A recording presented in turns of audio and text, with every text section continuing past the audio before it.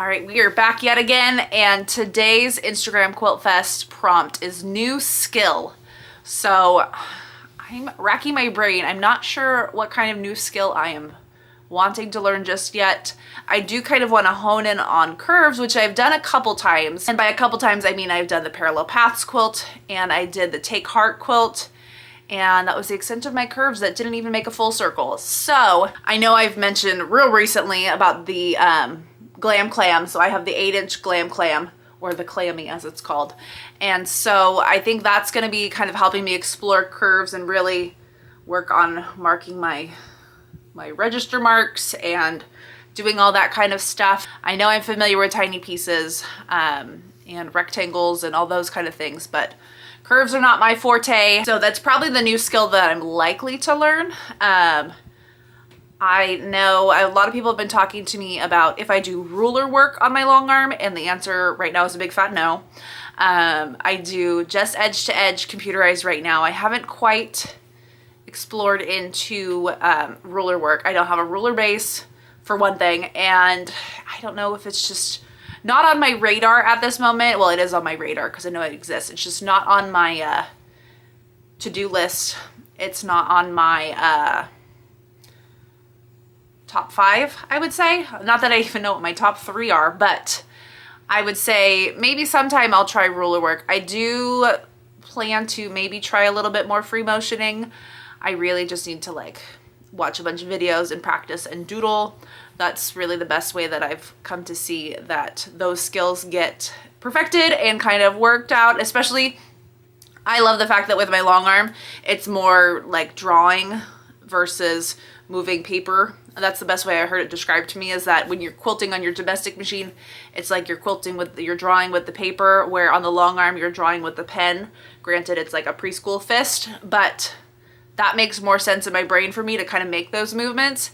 I am not the artist in my family. My older brother has a degree in animation, so he is very much more the artist in the family. I take pictures because I can't draw. So let me tell you that. So those are kind of a couple little things of new skills that I may want to hone in on as far as piecing and quilting. And then in general, organization. I want to figure out a better way to organize and stay organized, because I feel like I get this room clean and then it just doesn't stay clean.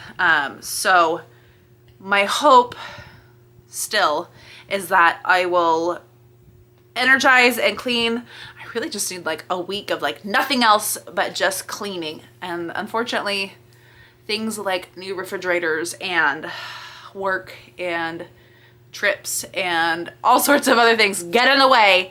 And so it kind of puts a damper on my motivation to clean and organize and really perfect. So if you have any like organization tips of the ways that you organize your patterns, if the ways that you organize your fabrics, the way that you organize the chaos and sew into the chaos, let me know. I'm open to any suggestions. I get that it takes it one day at a time, a chunk of time.